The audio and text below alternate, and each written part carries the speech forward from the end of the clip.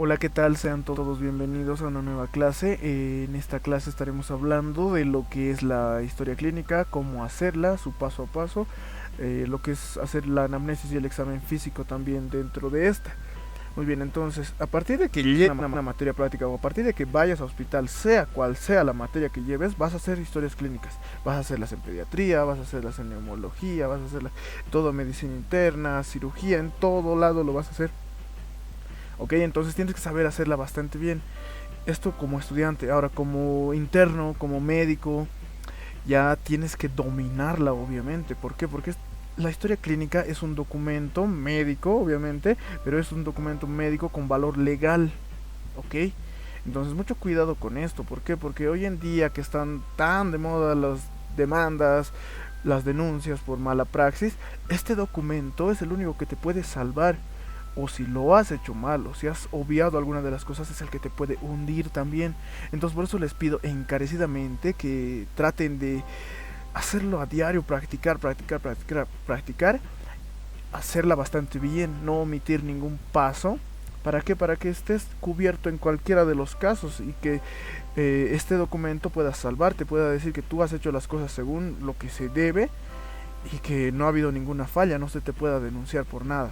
¿Ok? Entonces, habiendo dicho esto, comenzamos con la clase. Muy bien, entonces, como les decía, este es un documento. En este documento, por lo general nos viene impreso en los hospitales, ya tenemos varias impresiones de esto para ir rellenando. Y si no, como estudiante, tú tienes que hacer textos para ir rellenando, para no perder el tiempo en tus prácticas, ¿ok? Entonces te llega así el documento. Primero comenzamos con lo que es el título, obviamente, la historia clínica, el número de historia clínica. ¿Y esto por qué es tan importante? Porque en el hospital manejamos 20.000, 30.000 historias, o sea, no te voy a decir un número exacto, pero se manejan muchas. Entonces, para buscar una historia clínica ya lo archivamos por números, ¿no es verdad? No vas a ir buscando de Pepito Pérez la historia uno por uno, mejor buscas por números. Entonces anotas el número de historia clínica. Anotas la fecha en la que te ha llegado el paciente para hacer esta historia clínica, obviamente, la fecha del día en el que estás. Y comenzamos con lo que ya es la anamnesis. Al decir anamnesis estamos hablando de el cuestionario, de las preguntas que le vamos a hacer a nuestro paciente. Muy bien. Entonces acá vamos a hacerlo con un pequeño ejemplito y vamos a ir rellenando esto, ¿ok? Entonces en datos personales, ¿con qué vamos a comenzar? Con su documento de identidad. Le podemos preguntar a nuestro paciente, o para no haber errores ni fallas, vamos a pedirle que nos preste también su documento para ir corroborando los datos que nos da. Muy bien, acá tenemos nuestro ejemplito. Entonces agarramos el primero, rellenamos lo que es su número de documento de identidad. Rellenamos lo que son los apellidos. En el caso de acá de Sudamérica, más que nada, hacemos lo que es los apellidos paterno, materno, en ese orden, y después los nombres. ¿No es verdad? En este caso, Parker y sus nombres Peter. Ok, agarramos y buscamos la edad o le preguntamos la edad, el sexo masculino obviamente, la ocupación, en este caso es un estudiante, pero vamos a encontrar que nuestros pacientes llegan con muchas ocupaciones, te van a llegar de todo tipo de trabajos los pacientes. Consultamos lo que es la fecha de nacimiento, su estado civil, que esto es importante, igual si es soltero, si es casado. Consultamos de dónde viene, de dónde su procedencia, su nacionalidad, obviamente. ¿Por qué? Porque pacientes no te van a llegar de tu misma ciudad siempre. Estés donde estés, eres un médico, tienes que atenderlo, eres de ciencias de la salud, tienes que atenderlo. Pero es importante, es relevante anotar estos espacios muy bien para que esté completa nuestra historia clínica. Muy bien, ahora algo importante que tenemos que preguntar es su residencia actual. Entonces recordemos acá con nuestro ejemplito de nuestro querido Spider-Man. Peter Parker, en su segunda película, donde estaba su residencia en sus vacaciones, estaba en París, en Europa, ¿ok? Entonces consultamos su residencia actual, le decimos, ¿dónde estás ahorita? Estoy viviendo en París, estoy viviendo en tal ciudad, te van a decir. Muy bien, entonces anotas la residencia actual, pero preguntas y anotas su residencia anterior, dónde vivía anteriormente. Si él te dice, no, siempre he vivido acá en París, nunca me he cambiado de ciudad, obviamente, entonces acá, residencia anterior, tienes que rellenar el espacio. Eso, cuidado, ojo, no puedes dejarlo en blanco. En residencia anterior le coloques no tienes residencia anterior, ¿ok? Y en el caso de que tenga, obviamente, acá como en nuestro ejemplo, si tenía nuestro querido Peter Parker, estaba en Estados Unidos, entonces residencia anterior en Queens, Nueva York, ¿ok? Perdonen mis ejemplos ñoños, pero es para que vayamos aprendiendo, ¿ya? Luego que consultamos su grado de estudios, si es graduado de bachillerato, si solo ha cursado lo que es la primaria, si tiene estudios universitarios, esto igual importante, ¿ya? Preguntamos su grado de estudios. En el caso de que nuestro paciente, como les dije, anotamos primero la fecha de cuando está llegando, cuando estamos haciendo nuestra historia clínica. Pero en el caso de que nuestro paciente esté internado, ya haya estado tiempo atrás y estemos haciendo esta historia clínica de un paciente internado, vamos a preguntarle o vamos a buscar su fecha de internación. ¿Por qué? Porque, por ejemplo, hoy día, sábado, estamos haciendo lo que es su historia clínica, sábado, por decirte, 24 de mayo, y lo que es su internación ha sido un lunes, por decirte, entonces estaríamos viendo que es una fecha anterior al 24, creo que sería un 19, el lunes estaría cayendo, algo así, si no me equivoco, perdón, no soy bueno en esto, pero ya tendríamos que anotar lo que es su fecha de internación, que obviamente va a ser anterior. Y en el caso de que esté internado, como les digo, si está internado nuestro paciente, tenemos que anotar en el momento en el que estamos haciendo la historia clínica en qué sala está y en qué cama. Obviamente eso no le vas a preguntar al paciente, porque el paciente apenas es que sabe dónde está. Tú vas a agarrar y vas a ver, siempre están ahí sobre la cama, su número de cama, y en la puerta lo que es el número de la sala. Muy bien. Entonces ya, comenzamos primero con lo que son sus datos personales, como les decía. Muy bien, seguimos entonces. Entonces seguimos llenando lo que es nuestra historia clínica. ¿Qué es lo que nos sigue? Es el motivo de la consulta. ¿Por qué es que está viniendo nuestro paciente acá al hospital? Entonces, en el motivo de la consulta, obviamente, es lo que nos va a decir nuestro paciente. Le preguntamos por qué es que vino. Y él te va a referir, por lo general nuestro paciente te refiere dolor. En un 80% te van a decir es que ya no aguantaba el dolor. Sea cual sea el tipo de dolor que tenía, ya no aguantaba. Y por eso es que ha venido. Si no, no vienen. Acá en Sudamérica es así. Y va a ser siempre, parece. Porque el paciente no te viene por prevención. El paciente te viene cuando ya no aguanta más el dolor. Obviamente te digo que no es en todos los casos, pero sí va a ser en un 80% y lo vas a ver. El motivo de consulta entonces pueden ser acá 1, 2 o hasta 3 motivos de consulta. Pero tienes que decirlo en las palabras del paciente, en cómo él te lo está relatando. Entonces él te va a decir, yo vine porque me duele el estómago, lo colocas acá, dolor de estómago. Vine también porque tengo escalofríos. Vine porque tengo fiebre, te va a decir, en este caso fiebre sería un diagnóstico. Esto mucho cuidado, ya sus docentes les van a molestar mucho. Si te dice tu paciente, vine por fiebre, tú le vas a colocar el motivo de consulta. Alzas térmicas. Ok, entonces vino por dolor, vino por escalofríos, vino por alzas térmicas. El paciente va a decir, vine porque estaba vomitando, entonces lo colocas ahí, vine por vómitos, ok. Entonces el motivo de la consulta tienes que colocar en las palabras del paciente, ok. Entonces lo que sigue va a ser la historia de la enfermedad actual. Muy bien, entonces acá ya vamos a desglosar su motivo de consulta. ¿Por qué es que vino? Vino por dolor, vino por vómitos, vino por alzas térmicas, vino por escalofríos. Entonces acá vamos a dejar que nuestro paciente te cuente el por qué ha venido, ¿ok? Entonces en la historia de la enfermedad actual va a ser un relato cronológico, ¿ok? De lo que ha pasado, de lo que le ha sucedido. Tienes que dejarle unos 2-3 minutos a tu paciente, conversar, que él te cuente todo. Tú vas a ir ordenando tus ideas en tu mente, obviamente, para ir después tú redactando esto. Entonces en la historia de la enfermedad actual, que les dije, va a ser un relato cronológico. Entonces esto sucedió, te va a decir el paciente, hace más o menos 2 semanas, hace una semana, o si no, esta mañana. Te va a decir cronológico, cuándo ha comenzado. ¿Okay? En acá, mucho cuidado, en acá ya usamos las palabras del paciente, obviamente. En acá, en lo que es la historia de la enfermedad actual, como lo estás redactando, ya tienes que utilizar la terminología médica. No puedes colocar cualquier palabra, porque esto ya, como te dije, puede ser usado en tu contra en cualquier momento, a tu favor o en tu contra. Entonces ya acá ya comenzamos con lo que es terminología médica. Y en lo que es la historia de la enfermedad actual, como te va a ir relatando el paciente, tú vas a agarrar y vas a hacerle preguntas. Entonces, mientras él te está contando, le dices, pero ¿cómo sucedió eso? ¿Cuándo sucedió? ¿Por qué sucedió? Y si te dice ya estaba hace 2 semanas, una semana, le preguntas, ¿hubo mejora? El paciente te va a decir, no, empeoré, o te va a decir, sí, pasó un poquito, o si no, no, estoy cada vez peor, por eso vine. Y también tienes que preguntarle, ¿ya consultó con algún médico? No solo con médicos, sino con alguna persona, algún médico naturista. Siempre los pacientes hacen eso. ¿Consultó antes? ¿Le han dado algún diagnóstico? ¿Le han dado algún tratamiento? ¿Está tomando algo? Tienes que preguntarle. Entonces tú ya vas a ir anotando acá, ¿ok? Es como les dije, historia de la enfermedad actual, relato cronológico, utilizamos terminología y estas preguntas. Como les dije, como siempre, casi siempre nuestros pacientes nos van a llegar por lo que es dolor, y vamos a utilizar acá lo que es nuestra mnemotecnia de Alicia para el dolor. Entonces, bastante fácil. El dolor, aparición, ¿cuándo ha aparecido su dolor? ¿Hace cuánto?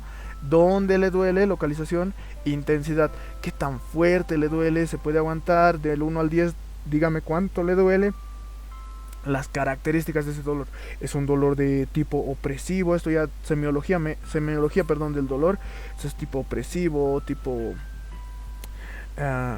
urente. ¿Qué tipo de dolor tiene? ¿No es verdad? Tipo de punzada. Entonces tú ya vas hablando con él. El paciente te va a ir contando todo, siempre y cuando tú lo escuches. La irradiación, este dolor se le irradia, o sea, si le duele el estómago, le duele el abdomen, te dice el paciente, pero se le irradia al pecho, le duele el pecho, señor, le duele las piernas más, ese dolor se queda solo en abdomen, le preguntas, él te va a decir, no, se me irradia a veces a pecho, a mis piernas. Entonces tú ya vas a ir anotando esto. Atenuantes, lo que es Alicia. Este dolor se le pasa con algo, poniéndose, tal vez agachándose, se le pasa. El paciente te va a decir, sí, agachándome, poniéndome de costado, se me pasa. Y cuáles también son los agravantes. El paciente te va a decir, no, si es que me muevo me duele más, si es que me presiono me duele mucho más. Entonces este es el Alicia, pero el Alicia modificado tienen que acordarse que no solo esto, hay 3 cosas más que tenemos que preguntar. ¿Tiene algún síntoma asociado a este dolor? Tienes que preguntar a tu paciente. O tienes que ir indagando si algún síntoma más está junto a ese dolor. Como te dije, a veces hay vómitos, a veces hay mareos, a veces hay diferentes síntomas. Entonces tú vas a ir anotando eso también en lo que es la semiología del dolor. Con cuánta frecuencia pasa esto y cuánto de duración tiene este dolor, ¿ok? Esto es semiología del dolor. En el caso de que haya dolor en la enfermedad actual, anotamos todo esto, ¿ok?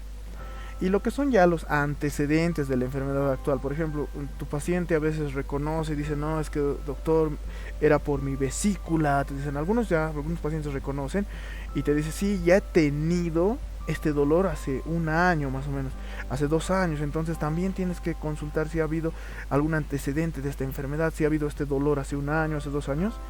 El paciente se va a acordar, te va a decir, sí, me ha dolido, también he venido al hospital y me han hecho pasar con tal medicamento o con tal cosa. El paciente te va a contar todo siempre y cuando tú hagas bien las preguntas. Entonces en los antecedentes le vas a preguntar, ¿alguna vez has sentido este dolor?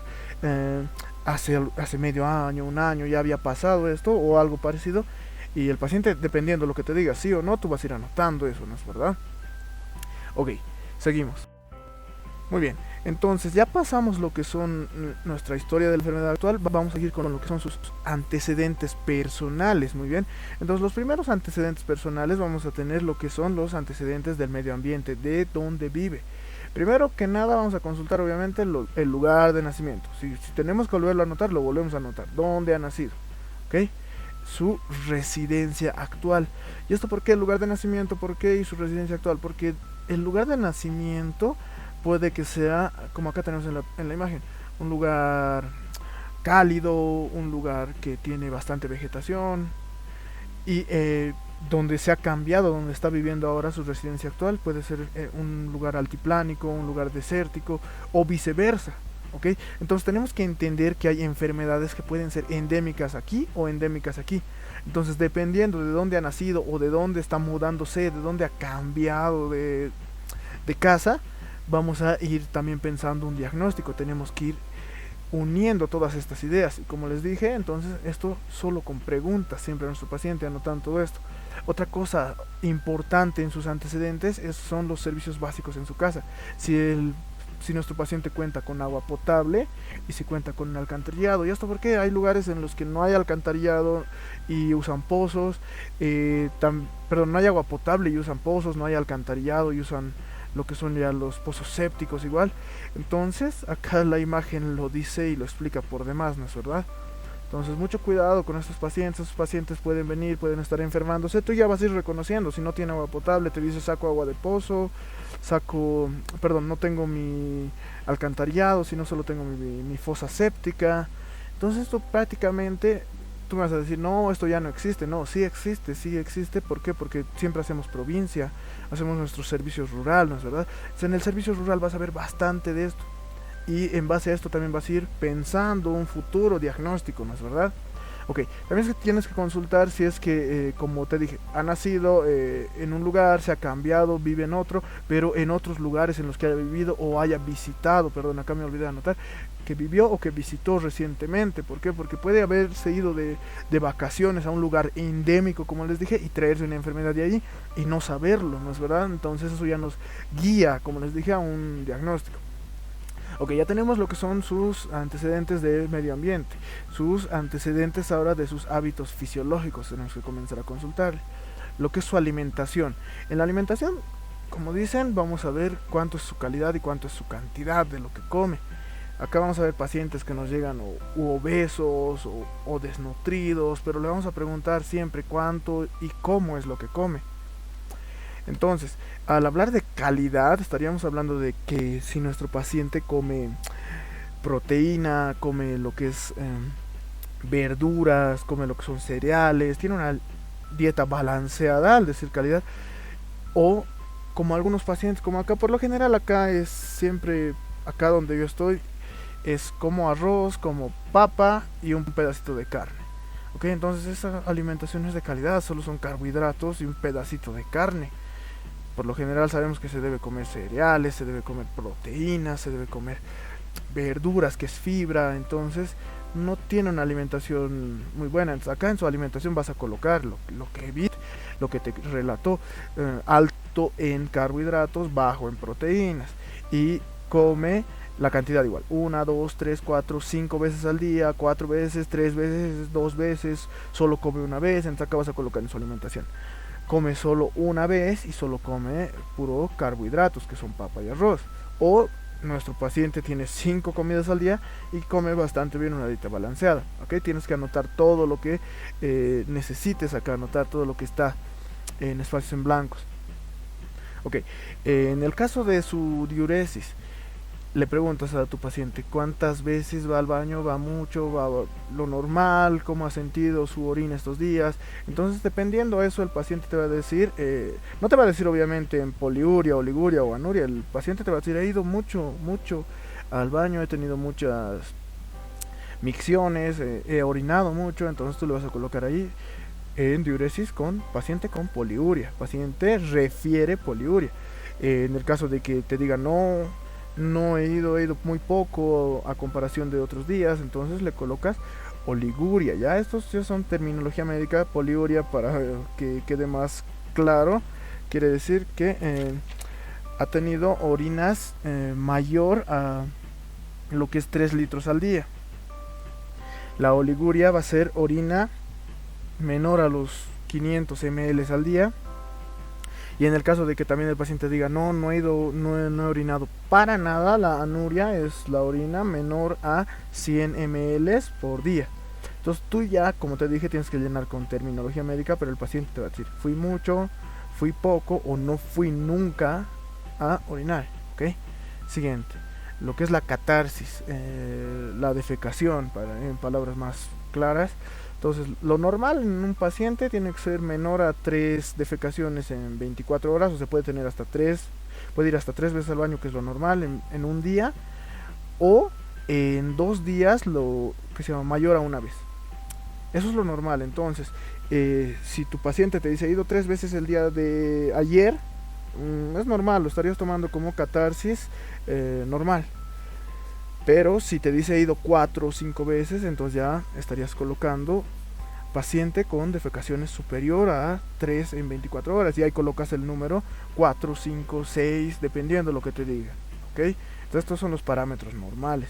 Por lo general he visto que muchos de nosotros hacemos esto, mejor dicho, diuresis positiva, catarsis positiva, colocas. Eso está mal. ¿Por qué? Porque estás diciendo que sí hace pis, sí defeca, pero en este caso no estás diciendo cuántas veces ni cuánto.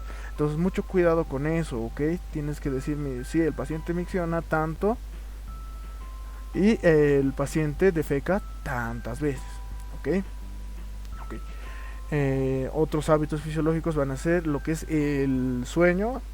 Logra conciliar el sueño por las noches, duerme por lo menos las 6 a 7 horas que se debe, si es una persona adulta. Si es un niño, duerme sus 8 a 10 horas. Entonces te va a decir, sí, en tus pacientes sí refiere que concilia el sueño. Si te dice no, pacientes refiere que no concilia el sueño en los horarios debidos. Entonces tienes que anotar acá. Lo que es la sexualidad, acá mucho cuidado. ¿Por qué? Porque te van a mentir tus pacientes, especialmente las jovencitas, los jovencitos, frente a la mamá, frente al papá. Mucho cuidado. No te digo que no los pongas en vergüenza, pero para tener una mejor, para que tenga más confianza, trata de preguntarles a ellos así de una manera calmada. Como vemos acá el meme cuando el doctor te pregunta delante de tu mamá si tienes una vida sexualmente activa. ¿Ok? Ahí cambian nuestros pacientes, obviamente. ¿Ok? Mucho cuidado con eso.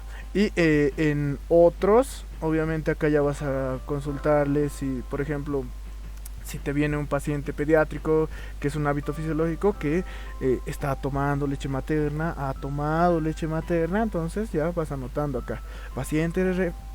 Madre del paciente, perdón, en pediátricos, madre del paciente refiere que no está tomando su leche materna y todo eso. Entonces acá tienes que anotar bien quién te está diciendo, igual mucho cuidado con eso. Si la mamá te refiere, entonces madre del paciente refiere, esa palabrita nunca se olvida, refiere, o si no, paciente refiere que ingiere tanta alimentación de tal calidad. Paciente refiere que que tiene que tiene micciones de tanto, o sea, tiene una poliuria, una oliguria o una anuria. Muy bien, espero se esté entendiendo, muy bien. Ok, entonces siguiendo vamos a ver ya otro tipo de hábitos que son los hábitos tóxicos. Vamos a preguntarle a nuestro paciente, vamos a inferir con él si es que utiliza alguno de estos. Si es que bebe alcohol, le preguntamos acá con el ejemplo de nuestro querido Spidey, nuestro buen amigo y vecino. Si ingiere alcohol y si te dice sí, entonces le preguntas cuántas veces, a la semana o al mes. Él te va a decir una vez al mes, entonces anotas, ingiere alcohol una vez al mes. Paciente refiere que ingiere alcohol una vez al mes. Eso nunca te olvides. Paciente refiere que ingiere alcohol una vez al mes. Paciente refiere que ingiere alcohol 2 veces por semana. O paciente refiere que ingiere alcohol prácticamente todos los días. Hay pacientes así, no puedes sorprender, pero sí hay. ¿Ok? Entonces lo mismo, hábitos tóxicos, tabaco. Sigue nuestro mal ejemplo, pero entonces en tabaco, ¿qué le decimos? ¿Usted fuma? Si te dice sí, ¿cuántos cigarrillos al día? Él te dirá, ¿no? Un cigarrillo de vez en cuando, cada 2 días, cada 3 días. O hay pacientes que te fuman 2 cajetillas diarias. Entonces tienes que anotar, paciente refiere que fuma 2 cajetillas diarias. Lo que es el uso de drogas. Obviamente los pacientes acá te van a querer mentir, pero tienes que tener una buena relación médico-paciente para que entren en confianza y te digan que sí estamos utilizando, perdón, que sí utilicé esto, utilicé tal droga. Entonces te lo van a decir, tienen que decírtelo porque tienes que decirles que en base a esto vas a hacer un buen diagnóstico. ¿Okay? También mucho cuidado acá con nuestros pacientes. ¿Por qué? Porque las infusiones, los mates que toman algunos pacientes pueden llegar a ser tóxicos. Nos tienes que preguntar si toma muchos mates, muchas infusiones y de qué hierbas, ¿ok? También obviamente los fármacos, si es que toma algún tipo de fármaco, en qué cantidad lo está tomando, porque pueden llegar a ser tóxicos. Como sabemos, el paracetamol, que se supone que es el más inocuo, es tóxico en altas cantidades, entonces mucho cuidado, ¿ok? Muy bien, en lo que son los antecedentes patológicos, como vemos acá, vamos a consultar si ha cursado desde su niñez, se acuerda si ha cursado alguna infección y qué infecciones ya ha cursado. Él te va a decir, sí, tuve una infección urinaria, sí, pasé por esto. Los pacientes, si tienes una buena relación con ellos, te cuentan todo. Entonces tú tienes que decirles, preguntarles, ¿te acuerdas que has tenido alguna infección? Sí. Entonces paciente refiere a haber cursado con tal infección. Alergias. El paciente te va a decir, sí, soy alérgico a lo que es el paracetamol. Te van a decir algunos, soy alérgico al maní, soy alérgico a cuántas cosas, o sea que hay alergias, pero te van a decir, te va a contar el paciente y tienes que saberlo. ¿Por qué? Porque depende, igual como te dije, hay pacientes alérgicos a lo que son los antibióticos, a la penicilina, a varias cosas, entonces tienes que preguntar bastante bien esto, lo que son las alergias, para no causar un shock anafiláctico en tu paciente ese momento, y luego de quién es la culpa, de vos por no haber preguntado cuál alergia tenía nuestro paciente. Muy bien, entonces vas a preguntar también si ha tenido internaciones, y estas internaciones por qué han sido, por algún tipo de cirugía o por lo que es algún trauma o fractura. Muy bien, entonces esto en antecedentes patológicos. Muy bien, entonces siguiendo esto ya vamos a ir a lo que son, a lo que es, perdón, la anamnesis, como les dije, las preguntas, el cuestionario con tu paciente, pero por sistemas. Obviamente ya has hablado, ya te ha contado qué es lo que le dolía en la historia actual, perdón, en la historia de la enfermedad actual, qué le duele en este momento, qué le afecta, qué le aqueja. Pero tú tienes que hacer una anamnesis ya un poco más centrado en diferentes partes del cuerpo, por decirlo así, en diferentes sistemas del cuerpo. Entonces, como te dije, acá el ejemplo, nuestro paciente vino por dolor abdominal. Entonces ya nos contó toda la historia, nos dijo, pero vamos a comenzar un poco a indagar si tiene algunos problemas en otros sistemas. Comenzando por lo que es, por ejemplo, el cardiovascular. ¿Qué le vamos a decir? Vamos a ir indagando. ¿Alguna vez ha tenido usted dolor en el pecho, dolor torácico? En lo que son los cardiovascular también le vamos a preguntar, ¿alguna vez ha tenido disnea? ¿Alguna vez ha tenido falta de la respiración? Perdón, porque el paciente no te va a entender disnea. Tú le vas a preguntar, ¿ha tenido alguna vez falta de respiración, falta de aire? Y si lo ha tenido, le vas a preguntar igual, ¿ha sido nocturno? ¿Ha sido en el día? ¿Ha sido al hacer un esfuerzo o al solo caminar? Entonces tú vas a ir anotando acá. Nuestro paciente el paciente refiere que ha tenido un dolor torácico, que hace tiempo presentaba igual lo que son sus fallas, perdón, lo que es falta de la respiración, disnea presentaba, disnea al esfuerzo, o te presentaba disnea sin esfuerzo. Tu paciente te refiere que ha presentado igual palpitaciones fuertes. Entonces tienes que ir preguntando ya por los sistemas.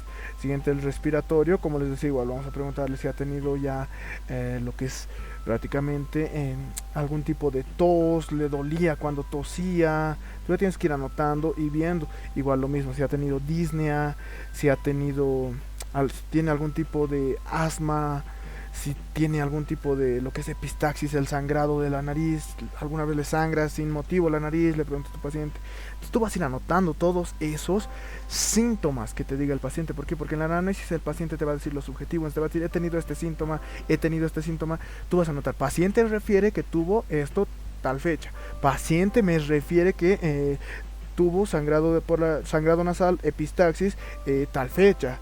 Paciente me refiere que estaba cianótico, le vas a preguntar, ¿alguna vez se puso azul sin motivo? Sí, te va a decir, me pongo azul por las tardes, por las mañanas. Él te va a contar todo siempre y cuando tú le preguntes bien. Entonces, vamos a ir viendo que nuestro paciente nos va a ir contando esto. Siguiendo esto, vamos a ver con lo que, igual, seguimos con el aparato gastrointestinal, digestivo. Tú le preguntas, ¿alguna vez usted le falta el apetito o usted come mucho, le sobra el apetito?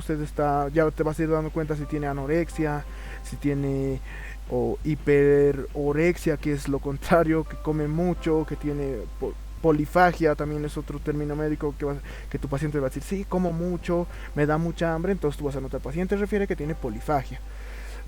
Lo que son ya el sistema urinario, tú también vas a hacerle las preguntas a tu paciente, le vas a decir si algún momento ha dejado de orinar, si algún momento, o si no, si orina mucho, en qué momento lo hace, en las noches, la nicturia, por ejemplo. Aquí tú vas a notar, paciente refiere que orina 2-3 veces en las noches, o sea, paciente refiere que tiene nicturia. Paciente refiere que tiene hematuria, te va a decir el paciente, he orinado con sangre. Entonces él te va a ir contando eso, lo que son la anamnesis en lo que es el síntoma neurológico. Ya estaríamos viéndole las preguntas de que si tu paciente ha tenido alguna vez cefaleas sin ningún motivo aparente. Vas a notar, el paciente refiere tener cefaleas, refiere haber tenido lo que es convulsiones. Entonces tu paciente te va a contar. En lo que es trastornos hematológicos, igual el paciente te va a decir, sí, de niño tuve una leucemia. Entonces te va a contar, igual te va a decir, y acá tú lo haces, tu anamnesis, y anotas, paciente refiere haber cursado una leucemia. En el sistema locomotor, tu paciente refiere que en algún momento ha cursado con lo que es mialgias, artralgias, ¿ok? Y los pacientes también te van a referir si tienen síntomas metabólicos, obviamente. Los mismos pacientes te dicen, yo ya estoy cursando con lo que es diabetes, incluso te dicen. Entonces tú mismo vas a ir dándote cuenta cómo, qué es lo que te dice el paciente. Entonces, como te dije, no vas a dejar ninguno de estos espacios en blanco, lo vas a llenar. Paciente refiere tantos, paciente refiere tantos, paciente refiere tantos. ¿Y qué pasa si no te refiere nada? Si te dicen, no, nunca he tenido ningún problema ni respiratorio, ni gastrointestinal, ni ninguno de estos. Entonces colocas acá lo mismo. Paciente refiere no haber tenido ningún problema, ¿ok? No vas a dejarlo en blanco, ya te dije, eso puede causarte problemas. Todo lo vas a llenar. Paciente refiere no haber tenido ningún problema respiratorio. Paciente refiere no haber tenido ningún problema gastrointestinal. Paciente refiere no haber tenido, y lo vas llenando, ¿ok? Todo con tu paciente, lo que te ha dicho. Muy bien, entonces acá ya vamos a preguntar igual lo que es el sistema ginecológico, ya en lo que son nuestras pacientes de sexo femenino. Ya vamos a preguntarle cuántos embarazos ha tenido. Si es que ha tenido embarazos, te va a decir 0, entonces tú colocas 0. Si te dice 4, 4. Ya dentro de estos embarazos, ¿cuántos han sido por partos normales? Te dice 4, he tenido 4 embarazos, 2 por partos normal, 1 por cesárea y un aborto. Entonces tienes que preguntar igual, tener bien en claro, y que estos números se correlacionen, porque si vas a colocar acá 5 embarazos, 4 partos, 0 cesáreas, 0 abortos, entonces 4 no igual a 5, entonces tiene que correlacionarse, o ha habido una cesárea más o ha habido un aborto más. Entonces tienes que preguntar bien a tu paciente cuántos hijos tiene, cuántos han sido por partos, cuántos han sido por cesáreas, si es que ha tenido abortos, ¿ok? Entonces también tienes que ir consultándole a tu pacientita, en este caso, si es que está usando algún método anticonceptivo. Tienes que anotar acá, paciente refiere que está utilizando el anticonceptivo, ya colocas el por ciclos hormonales. Entonces ya vas viendo tú lo que tu paciente te refiera, como te digo. Siempre acá en todo lo que es anamnesis, todo lo que te estoy hablando es lo que tu paciente te refiere, ¿ok? Entonces acá igual, la fecha de la última menstruación, tú ya le vas preguntando, ¿cuándo ha sido tu fecha de última menstruación? La fecha de la menarca, para algunos, tal vez algunos estudiantes que no sepan, la menarca es su primera menstruación. Entonces, ¿cuándo ha sido a qué edad has tenido tu primera menstruación? No te va a dar obviamente el día, la fecha exacta, pero te va a decir más o menos a los 13, 14 años. Entonces acá tú anotas, paciente refiere que tuvo su menarca a los 12, 13, 14 años. Y en el caso de las pacientitas que ya están en edad adulta avanzada, pues le preguntamos, ¿usted ya ha cursado con la menopausia? Te va a decir, sí, ya esto ya lo pasé a los 45, 48 años.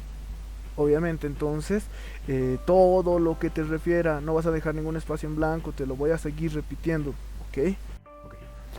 Acá ya en lo que son los antecedentes familiares, cabe recalcar que vamos a hacer de la familia primaria, ¿ok? O sea, papá, mamá, hijos o hermanos, ¿ok? Entonces tú vas a preguntarle de tu familia primaria, de tu papá, de tus hermanos, de tus hijos, si es que tienen igual hijos, ¿cómo están? Todos están sanos, alguno tiene algún problema, alguno tiene alguna enfermedad, ya sea hipertensión arterial, diabetes. El paciente te va a contar, te va a decir, sí, mi papá, mi mamá, te va a decir, tiene diabetes, mi papá tiene hipertensión arterial, o mi hermano o mi hijo tiene estos problemas, te va a decir. Entonces tú ya vas a ir correlacionando tu diagnóstico. ¿Por qué? Porque en base a esto vas a ir armando igual un diagnóstico presuntivo. Lo mismo igual acá. Entonces, si es que, como podemos ver acá en la imagen, si es que uno está enfermo, puede que contagie a todos los demás. Esto en familias primarias, como les dije, obviamente, y en el caso de también lo que es genética. ¿Ok? Muy bien, entonces en los antecedentes familiares también algunos pacientes te van a referir y te van a decir, sí, mi papá ha muerto ha tenido una muerte súbita, por decirte así. Entonces tú ya vas a ir igual pensando, correlacionando eso, y vas a decir en qué patologías encontramos muertes súbitas. Igual, mi papá ha muerto por ejemplo, te va a decir de cáncer, pero le ha dado a una edad súper avanzada, entonces todo bastante normal, digamos, no vas a decir que tu paciente, no lo vas a asustar a tu paciente, le vas a decir, no, ¿sabes qué? Tú estás eres predisponible al cáncer, no. Por lo general, a todas las personas son predisponibles a lo que es el cáncer a edades muy adultas. Pero en el caso de que te cuente, no, mi papá ha muerto a los 30 y tantos años, a los 40 de un cáncer, entonces tú ya tienes que ir igual correlacionando eso y decirle a tu paciente, tenemos que hacer tales pruebas para tener algo más seguro. Entonces tú ya vas a ir viendo como médico, obviamente como te digo, nada de asustarlo antes, pero sí consultar todos sus antecedentes de los familiares primarios, ¿ok? De su familia primaria. Ok, entonces hasta este momento hemos hablado todo lo que es la anamnesis, como les dije, y se los voy a seguir repitiendo, es todo lo que nuestro paciente nos ha dicho, es todo lo que le estamos creyendo muy bien, todo lo que hemos anotado va a ser siempre en base a el paciente refiere, ¿ok? Paciente refiere haber tenido esto, paciente refiere haber tenido lo otro, paciente refiere haber cursado esto, paciente refiere cursado lo otro. Tu paciente te ha referido, le has creído y has anotado todo lo que tu paciente te ha dicho. Entonces en la anamnesis hemos visto todo lo que es lo subjetivo, lo que no puedes ver tú como médico, pero tu paciente te lo puede contar. Entonces, ¿qué te ha dicho? ¿Qué te ha contado? Todos sus síntomas. Síntomas es igual a subjetivo, todo lo que el paciente puede relatarte, pero tú no lo puedes medir ni ver. Pero a partir de lo que es la exploración física de acá, ya vamos a hablar de signos, ¿ok? Todo lo que tú como profesional en la salud, ya seas médico, ya seas enfermera, cualquier profesional en la salud, ya vas a verlo, ya vas a sentirlo, ya vas a tocarlo muy bien. Entonces comenzamos con lo que es la exploración física. En este caso vamos a comenzar con obviamente los signos vitales. Entonces en los signos vitales acá te estoy dejando los parámetros normales. Te los voy a dar después uno por uno en otro video, pero para que no sea muy largo esto te los estoy dejando acá. Por ejemplo, lo que es la tensión arterial, tú tienes que llenarlo acá en milímetros de mercurio. Entonces lo normal va a ser que nuestro paciente tenga un paciente normal menor a 130/80. Pero obviamente tu paciente está viniendo por algo, ¿no es verdad? A su motivo de consulta, entonces no te van a llegar así bonito. Tu paciente te va a llegar con 140, 150 sobre 90, 150, 100. Entonces tú vas a anotar lo que midas obviamente con tu esfingomanómetro. La frecuencia cardíaca, el pulso, los latidos por minuto. Entonces de 60 a 100 es lo normal. Tú vas a igual tomarle el pulso a tu paciente y contar en un minuto obviamente cuántos latidos tiene. Algunos doctores, algunos médicos lo hacen en 30 segundos y lo multiplican por 2, pero lo más recomendable es, si tienes el tiempo con tu paciente, tomarle los latidos, contalos tú en un minuto, ¿ok? En su pulso. Y si no, como te dije, entonces 30 segundos si es que el paciente está muy mal y tienes que hacer las cosas rápido, 30 segundos lo multiplicas por 2. O incluso en ciertos casos, les digo a algunos doctores, no los recomiendo, pero te dicen toma 15 segundos y lo multiplicas por 4. Yo no los recomiendo, les digo que lo hagan en 30 segundos mínimamente y lo multiplican por 2, ¿ok? Lo mismo en la frecuencia respiratoria, agarras y lo miras a tu paciente, tienes que mirarlo respirar, la elevación de su tórax y lo que es el descenso del tórax, obviamente tú te vas a dar cuenta y tomas su frecuencia respiratoria por un minuto o 30 segundos y lo multiplicas por 2. Entonces los valores normales van a ser de 15 a 20.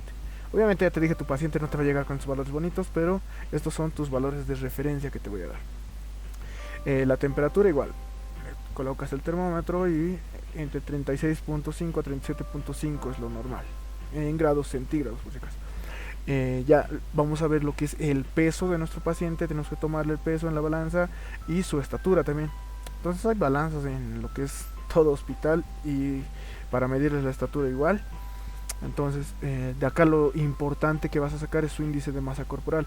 Acá tenemos el ejemplo de nuestro paciente, pesa 70 kilos, mide unos 72 y su índice de masa corporal va a salir 23. Pero ¿de dónde sacas este índice, me dices? Esta es la fórmula, ¿ok? El índice de masa corporal, este índice de masa corporal va a ser igual al peso en kilogramos, 70 kilogramos, sobre la altura en metros. al cuadrado, ¿ok? La altura al cuadrado. Índice de masa corporal, peso sobre la altura al cuadrado. ¿Y por qué les digo en metros? Y tienen que colocar siempre en metros, porque si lo hacen en centímetros, 172 al cuadrado te va a salir un número bastante grande. Entonces 1.72 al cuadrado, muy bien. Hacemos lo que es la fórmula, reemplazamos 70 entre 1.72 al cuadrado y nos da este número. Entonces acá tenemos lo que es la tablita que nos da la OMS, donde nos indica el índice de masa corporal que vamos a encontrar, los numeritos, los rangos y cómo está nuestro paciente. Entonces acá encontramos que está en 23.66. Buscamos en la tablita, está acá entre 18.5 a 24.9, está en un peso saludable. Si ustedes anótense esta tablita, no sé si se la pueden memorizar de una vez, pero mejor si se la anotan y viendo con práctica te la vas a ir memorizando. Entonces vas a ver que en este caso los valores que tengamos del índice de masa corporal nos van a decir si nuestro paciente está desnutrido, severo, muy severo, o si está en sobrepeso u obesidad. Muy bien. Ok, esto en lo que son los signos vitales. En lo que es la impresión general, obviamente vamos a ver si su impresión general, cuando te llega el paciente, obviamente te llega todo golpeado, todo adolorido, pero vas a decir, está en buen estado, tú lo ves obviamente. A veces te llegan pacientes que están golpeados, que están como así tal como nuestro querido Spidey, pero con su impresión general, que me parece que está bien, a pesar de que está golpeado todo. Pero si te llega así todo demacrado, vas a decir, no, tiene una impresión general mala, obviamente. O sea, acá vas a colocar buena o mala impresión general, lo primero. Lo segundo, vas a evaluar el estado de conciencia. Este estado de conciencia ya lo vamos a tomar entre lúcido, somnoliento, estuporoso y coma. Lúcido obviamente es cuando tu paciente está despierto, te habla, está normal. Somnoliento, ¿qué quiere decir? Que tu paciente está entre queriendo dormir, pero cuando tú le hablas, él te responde. Se despierta, te responde y luego otra vez puede querer volverse a dormir, ¿ok? Somnoliento. Estuporoso, ¿qué quiere decir estuporoso? Que tu paciente está durmiendo, pero al estímulo doloroso, tú puedes hacerle un estímulo doloroso, un pellizco o lo que es presionar con tus nudillos, puede ser en el esternón, o presionar lo que es su clavícula con lo que es igual un nudillo. Obviamente ligeramente, tampoco lo maltrata tu paciente. Y si a ese estímulo doloroso el paciente ya responde, despierta, quiere decir que está estuporoso. ¿Por qué? Porque está respondiendo al estímulo doloroso. Y el último caso sería que tu paciente en su estado de conciencia estaría en coma cuando ya no te responde ni al estímulo doloroso, ¿ok? Las fases. Una fase compuesta va a ser una fase normal. Una fase compuesta, ¿qué quiero decir cuando es una fase compuesta? Acuérdate de esto, tú vas a colocar como estudiante fase compuesta a una persona que lo veas que está normalito, su cara no está demacrada, no lo veo con ojeras, no lo veo con bultos, lo veo simétrico, obviamente tienes que ver la simetría, tienes que ver igual lo que son sus labios, son simétricos, todo está simétrico, todo está normalito, yo lo veo, no está tampoco de ningún color raro. Entonces vas a colocar como estudiante, te digo esto, fase compuesta. Ok, no vas a colocar normal, vas a colocar fase compuesta. Y ya, si lo ves con cambios en esta fase compuesta, ya lo ves asimétrico, lo ves diferente, vas a colocarlo descompuesta, ¿ya? No te van a pedir más tus docentes de momento que estés aprendiendo la historia clínica. Si le colocas descompuesta, genial, está bien. ¿Por qué? Porque está mal el paciente. Pero ya una vez que vayas aprendiendo vas a ir viendo diferentes fases. Por ejemplo, acá tenemos fase caquéxica, entonces acá vas a colocar, si tú ya lo sabes, si no lo sabes, no conoces la fase, colocas fase descompuesta y le dices a tu docente, no sé doctor, usted me podría guiar, o tú lo buscas, lo investigas. Pero si lo sabes, ya acá, lo que es la fase caquéxica, lo que es la fase hipotiroidea, y lo que es la fase del síndrome de Cushing. Tú te vas a ir dando cuenta ya con la práctica, como te digo. Entonces tú vas a ir colocando ya fase de Cushing, fase caquéxica, fase hipotiroidea o fase compuesta la normal, obviamente. Entonces tú ya coloca esto. Si eres estudiante, como te digo, y no estás todavía viendo lo que es semiología a fondo, te exige tu doctor colocar descompuesta, igual vale, ok, muy bien. Entonces vamos a hablar ya de lo que es la actitud. Actitud, ¿qué quiere decir? La postura de nuestro paciente, cómo ha llegado. Si está echado, si está parado, si está de pie, obviamente, si está sentado. Entonces tú vas a colocar ahí paciente en lo que es paciente en bipedestación, si está parado. Y en el caso acá les estoy mostrando los ejemplos de que nuestro paciente está internado. Por lo general vamos a encontrar este tipo de eh, posturas. Entonces cuando está echado nuestro paciente, esté echado del lado que esté, vamos a decir que está decúbito, de cualquier lado, pero que esté echado, ¿ok? En cama, en una camilla puede ser, o en cualquier lado, pero que esté tendido, ¿ok? Para que quede claro. Ahora, cuando nuestro paciente está tendido, echado sobre su espalda, sobre su dorso, le vamos a llamar decúbito supino o decúbito dorsal. Postura decúbito dorsal. En el caso de que tu paciente esté de costado, vas a colocar paciente en decúbito lateral. Y en el caso de que tu paciente esté sobre su vientre, decúbito prono o decúbito ventral. Ahora, estos decúbito tienen también lo que es una variación, ¿ok? Para que quede claro. Entonces, cuando hay esta variación en la postura o en la actitud, cuando el decúbito puede ser o activo o pasivo. Entonces tú vas a decir, has encontrado a tu paciente echado, está en decúbito, ya dices está decúbito supino, pero vas a ponerle su otro apellido, decúbito supino activo. Si tu paciente puede moverse, puede trasladarse, puede cambiarse de lado, ¿ok? Pero vas a decir decúbito supino igual, por ejemplo, pero tu paciente ya no se puede mover, necesita ayuda para que lo muevan, o está en coma, por ejemplo, o tiene alguna falencia muscular, vas a decir decúbito supino, pero pasivo, ¿ok? Espero eso se entienda. Decúbito supino, lateral o prono, activo cuando tu paciente es el que se está cambiando de posición, puede pararse, puede moverse, y decúbito supino, lateral o prono, pero pasivo cuando tu paciente no puede moverse, ¿ok? Muy bien. Otro lo que vamos a colocar otro estado acá es lo que es la constitución, perdón, otro parámetro, no estado, perdón, son acá las 3 de la mañana, estoy muriendo de sueño creo, pero perdón. Ok, la constitución de nuestro paciente, tenemos tres tipos de pacientes. Los ectomorfos que podemos ver acá son los pacientes que los vemos flacos y altos, ok, paciente de constitución ectomorfo, aquí lo colocas, o también le dicen longilíneos, línea larga, longilíneos, ok. Paciente mesomorfo, o también le dicen paciente de contextura o constitución atlética, ok. Podemos ver que es un paciente que no es muy alto, tampoco muy bajo, y tiene lo que es una constitución más atlética, mesomorfo o atlético. Y en el caso de pacientes que tienen esta constitución, ya son más bajitos, más achatados dirían, en este caso ya tienen más tendencia a lo que es la obesidad, la gordura y bajas estaturas, se llaman pacientes endomorfos. Muy bien. En este caso igual, aquí estarías colocando, llenando este espacio con lo que tú estás viendo, ok, ya lo estarías colocando ahí, o ectomorfo, longilíneo, mesomorfo o atlético, o endomorfo o brevilíneo, ya, brevilíneo. Y también estaríamos valorando acá la marcha, que es cómo camina nuestro paciente, lo que es su estado de nutrición. También acá tú estarías valorando si está con obesidad, si está desnutrido, y su estado de hidratación, si está deshidratado. Esto ya podemos verlo con lo que son los signos del pliegue, podemos verlo en sus mucosas, si es que está su mucosa muy seca, sus ojos, lo que le llamamos el enoftalmos, con los ojos un poco hacia adentro.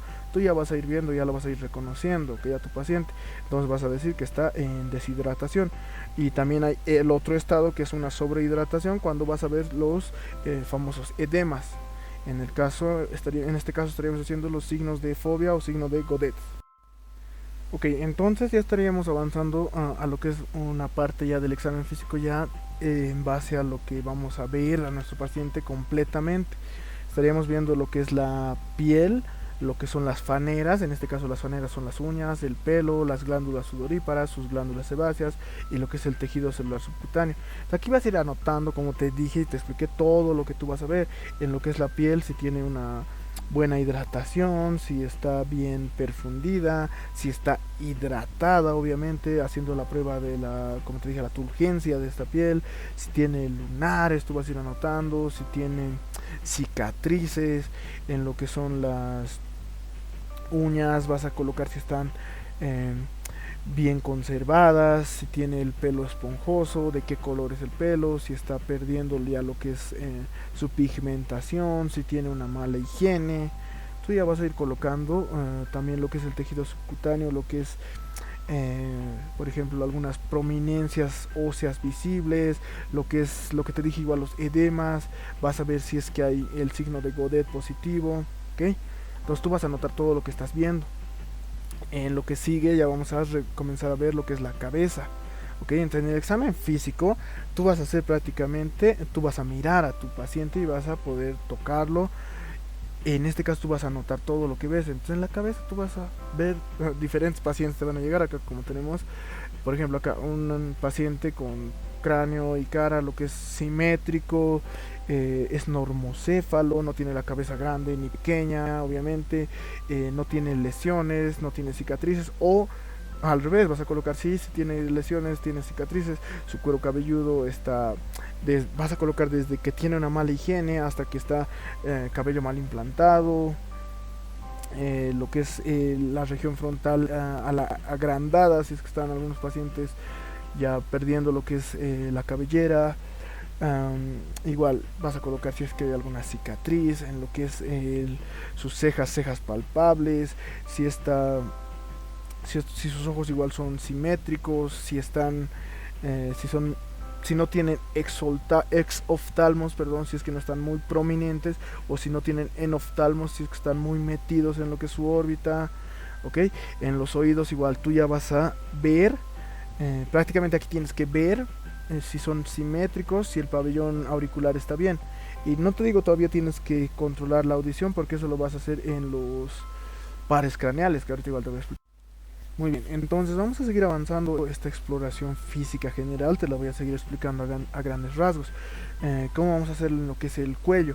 En el cuello y en estos diferentes vamos a llevar lo que es el método IPA, le decimos por su mnemotecnia, IPPA, acá lo mismo, que significa primero la I de inspección. La inspección lo haces a simple vista, obviamente.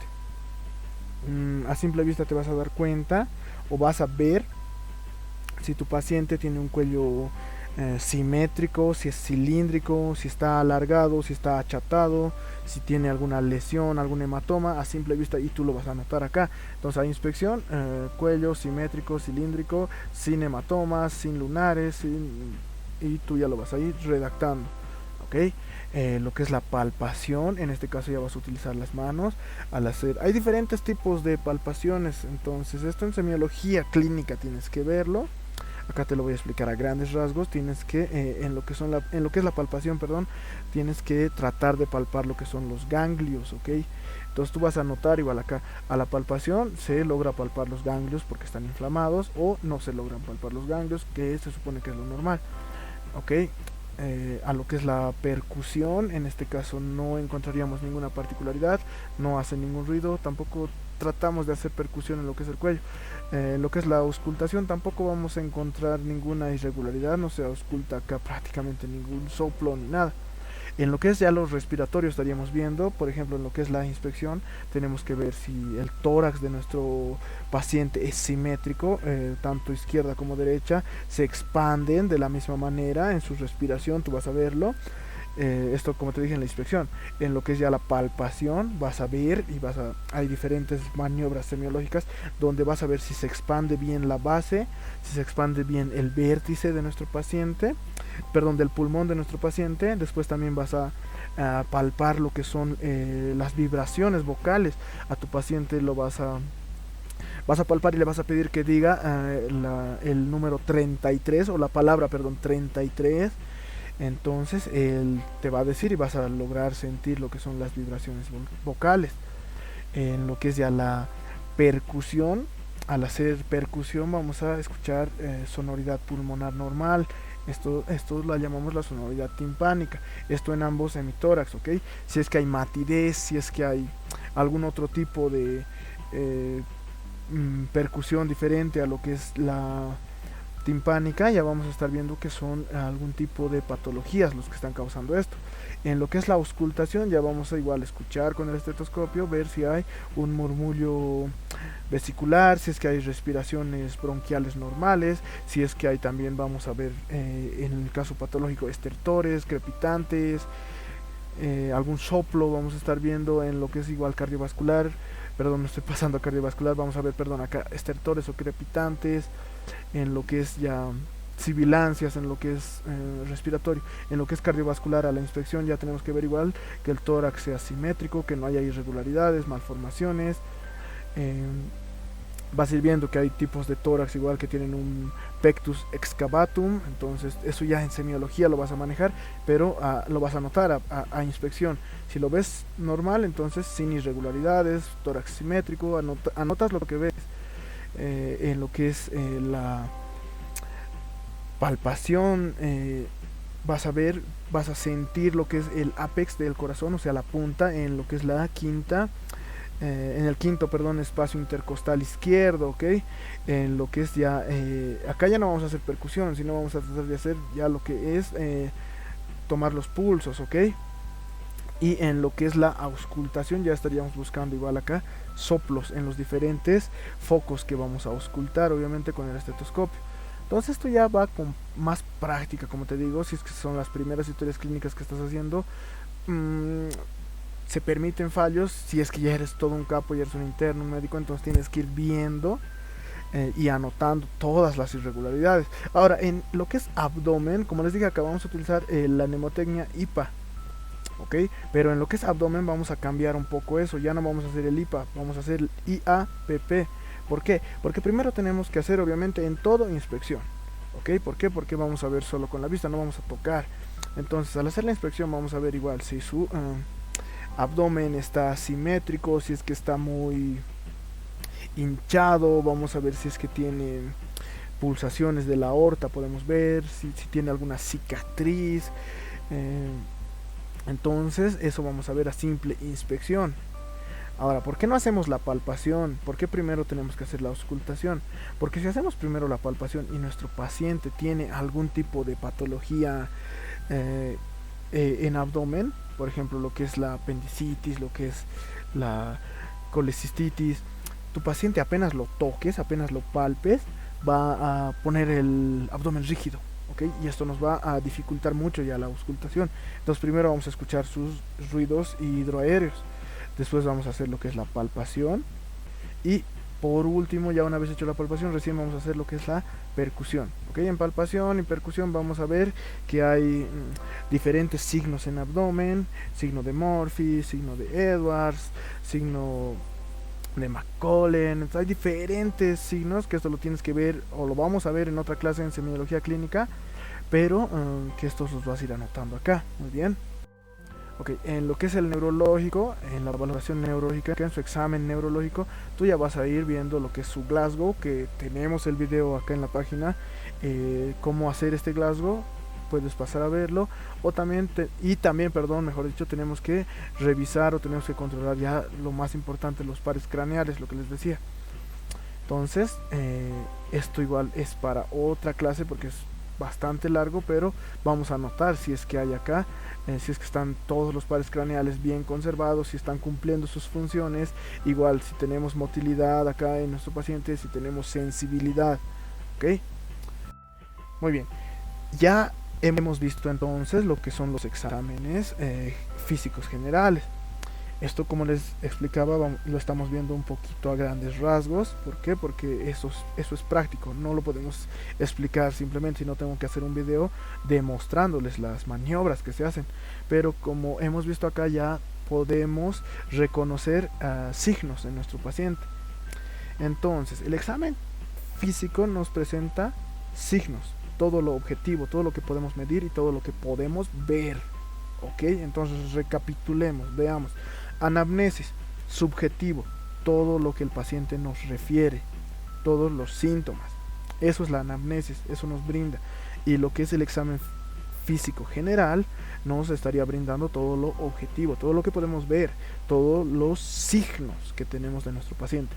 Entonces ya tenemos signos y síntomas para llegar a un diagnóstico. ¿Qué nos falta o qué nos ayudaría? Pues acá están los exámenes complementarios.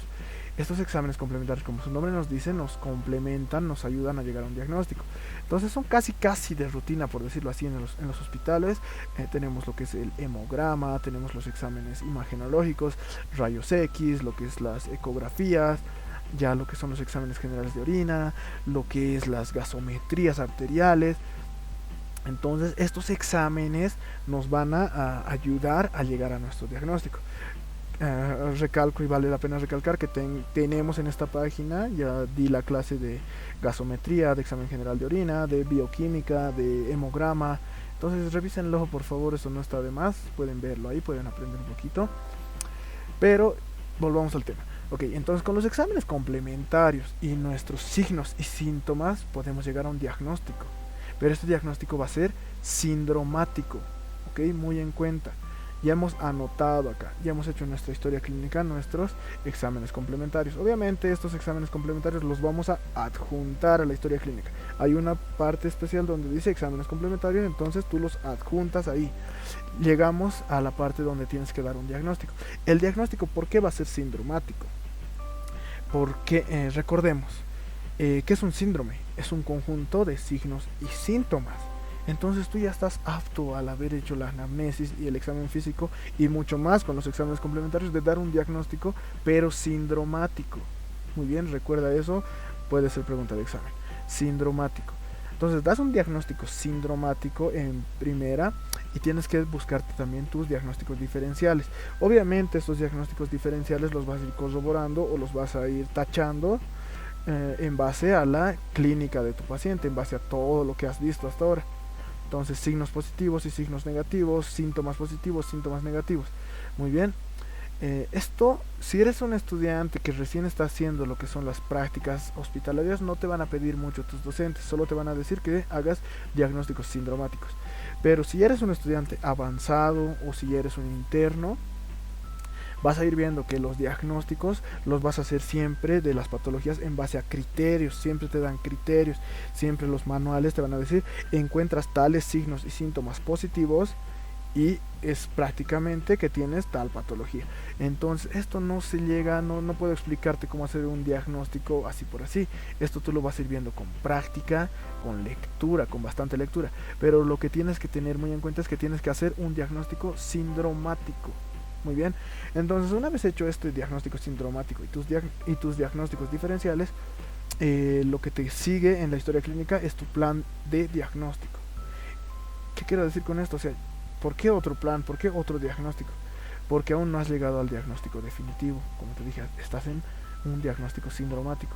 Entonces, en el plan diagnóstico vas a mandar más estudios complementarios prácticamente. Puedes mandar ya lo que es, para estar seguro, ya dependiendo obviamente, como les dije, las patologías, puede ser una tomografía axial computarizada, puede ser ya hemocultivos, urocultivos. Entonces, esto ya dependiendo de la patología o tu diagnóstico sindromático al que te estés enfrentando, obviamente. Como te digo, diagnósticos sindromáticos puedes dar lo que es un síndrome meningio, un síndrome coronario agudo, un síndrome pancreático, pero ya en el caso de dar un diagnóstico etiológico ya tendrías que ver en base, por ejemplo, a un cultivo, qué bacteria está causando esto, y ya tener la certeza etiológica de tu diagnóstico definitivo. Ok, ya hemos hecho nuestro plan diagnóstico, ya tenemos nuestro diagnóstico definitivo. ¿Qué vamos a hacer? Un plan terapéutico. El plan terapéutico, ¿de qué se trata? Tienes que anotarlo igual obviamente en lo que es tu historia clínica. ¿Y de qué trata? De que vas a salir de dos maneras con tu paciente. Lo vas a dar un tratamiento, ya sea farmacológico para sanar a tu paciente, o un tratamiento quirúrgico. Entonces vas a anotar acá tu plan de tratamiento y también vas a anotar si es que este va a ser quirúrgico o farmacológico, pero si requiere internación en el caso de farmacológico. En el quirúrgico sí o sí requiere internación. Entonces vas a anotar. Y en caso o si de verdad requiere este plan terapéutico que tú estés encargando o entregando la internación de tu paciente, vamos a continuar con la historia clínica haciendo la evolución de nuestro paciente. Entonces la evolución del paciente internado se va a basar prácticamente en lo que es el motivo de la internación, ¿ok? Entonces, ¿por qué le hemos internado a nuestro paciente? Por ejemplo, le hemos internado a nuestro paciente por lo que es una apendicitis, por decirte. Entonces, ¿cómo está evolucionando esto?